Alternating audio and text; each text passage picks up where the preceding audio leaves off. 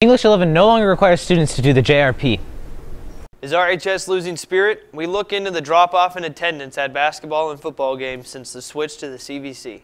Be sure to check out my review of The Revenant.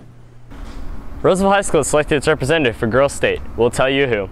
All this and more on all new TigerCast News, January 29th, 2016. From Eye of the Tiger, this is TigerCast News. Broadcasting from Studio 403 in Roseville High School.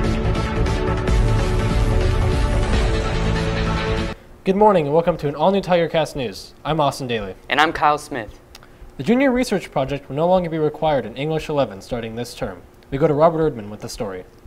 The JRP is no longer meeting requirements for Common Core, so the English department decided to remove it. Well, as we've been revamping our curriculum with Common Core, what we're realizing is that the students really should have multiple opportunities to learn research skills. They should be starting in the freshman level and working all the way up to the senior level.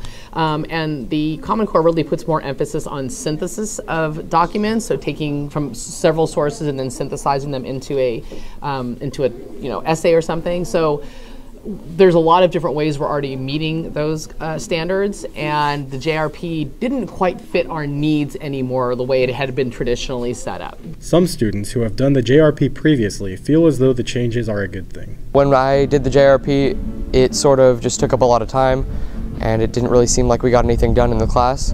Like, we sort of paused on the regular material that we would be doing and just did JRP for 3 weeks. Many students said they are relieved to not take the JRP in the future. The Robotics Club is preparing for an upcoming tournament that they will be hosting. We go to Jeff Rio with the story. 2, 1, go! The Robotics Club has grown in the past years from a small club to a large program, qualifying for larger competitions. The Roseville High School robotics team competes with the First Tech Challenge. And so we are competing at local tournaments in the Northern California area, and we have also qualified for the NorCal Regional Championship, which is like the state level tournament. The club has even gotten to the point where they are hosting their own tournaments. So we're having a tournament on February 6th, and it actually won't be held at this high school because that's during the same time as Google Fest, but we'll be holding it at Wood Creek, and they'll be letting us use their facilities, and basically it's going to host 16 robotics teams like ours. They're each going to have their own robot, and they'll be competing in a series of competitions that are for the robots. The team said that they may look to host other tournaments in the future as well. We now go to Jason Russell with sports.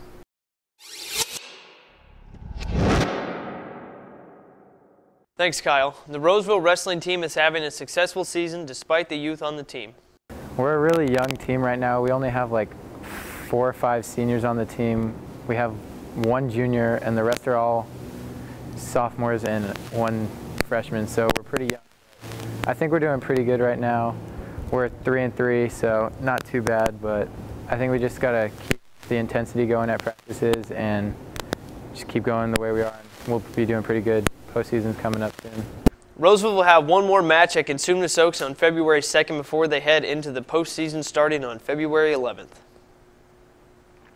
A pattern of low attendance from fans has been repeated time after time following Roseville's switch to the CVC. Josh Carson has more on the story. This is a look at the Tiger Cage 2 years ago. This is a look at it now. The best turnout this year was the Casaba game.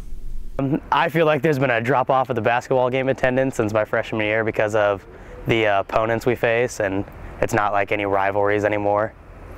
Yeah, I don't think people at this school are familiar with some of the teams we play. The drop-off in school spirit at home games has a lot to do with the switch from the SFL to the CVC made a year ago. The Tiger Cage became more empty as different teams started traveling to Roseville.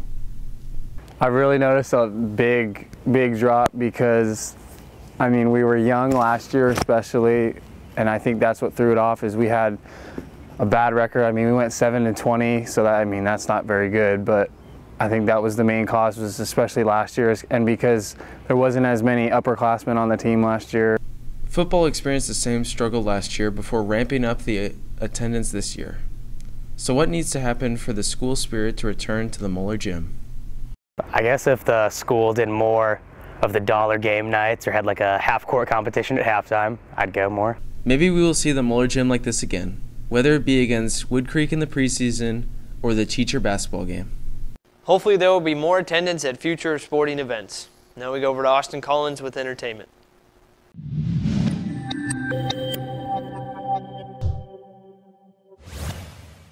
Thanks, Jason. The Revenant was released on December 25th.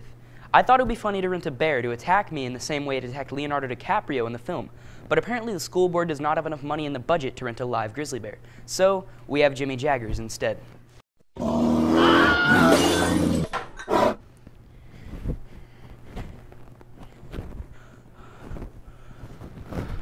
my god.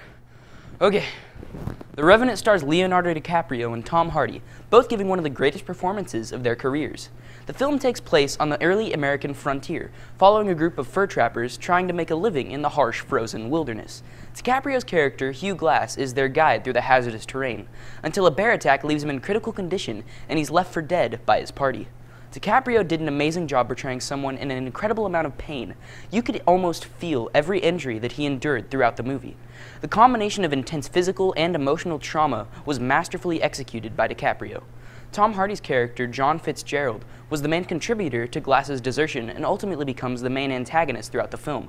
Hardy's depiction of a less than educated, repulsive, and racist frontiersman is uncanny, and maybe one of the best performances I've seen from Hardy as of now. All in all, The Revenant is an amazingly convincing depiction of life, loss, and revenge on the American frontier. For all of these reasons, I'm giving The Revenant 5 out of 5 stars. We now go back to Austin with more news. Thanks, Austin. Stripes and Stitches is a club at RHS that teaches students how to manage and run a business. For more on the story, we go to Preston Walter.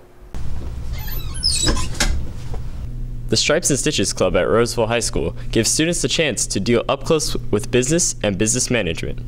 The Stripes and Stitches Club is all about business and how the business world relates to the fashion world. They are a design business, similar to Custom Ink.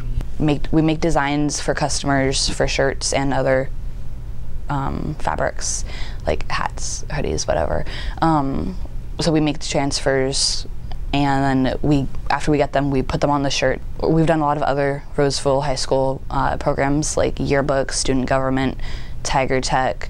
Right now we're working on shirts for the dance program, which is a large order. There's like hundreds of shirts that we have to do, front and back. Students who attend the club can expect to learn how to do many tasks required in the business world. The students will learn about how to bill someone, how the billing process works, how to order stuff online. If you are interested in joining the club, talk to Julia Nolan or come into the club on Mondays at lunch in room 202. Several students at RHS were selected as nominees for Girls State. Talia Bennett, Zoe Stevens, Camry Hunt, Megan McGorka, and Delaney Strong were all selected as nominees for Girls State. Girls State basically is kind of just a prestigious nomination for girls, 5 girls to each high school in the junior class, and an opportunity to go to Claremont, California and kind of stage a mock government. So when you go down, you're like gonna be seeing like how a government works, and there are girls that are gonna be able to run for like offices that mimic like California offices, like governor or like a representative or a member of Congress. And then it's going to be kind of like a college experience, which is going to be really, really cool. To choose the delegate, the nominees wrote 2 essays and participated in a formal interview. The interview was like very nerve-wracking because like it was very formal, but it was also a really good experience to be able to like have a real interview and know what it's going to be like in like the future when you're interviewing for jobs and stuff like that. But it was really fun to do it as like a group and everything because like I had people that I was comfortable with around me. Delaney Strong was selected as the girls' state delegate. The nominees all feel lucky and honored. I was just really surprised and grateful that, you know, hard work is recognized, and it was a great feeling. It's a really big honor. I'm really excited to go down to Southern California over summer. It was a really big honor, and I was surrounded by such amazing girls, and so I was kind of intimidated a little bit, but like everyone on there was all my really good friends, so yeah. This summer, Delaney will be attending the camp at Claremont College. An elective showcase will be open on Wednesday, February 3rd to show off the elective, AP, and ROP classes available next year, and students will be pulled out of their English, history, and social science classes to attend the event. That's it for us today on TigerCast News. And remember, we're always on at eyeofthetigernews.com. See you next time.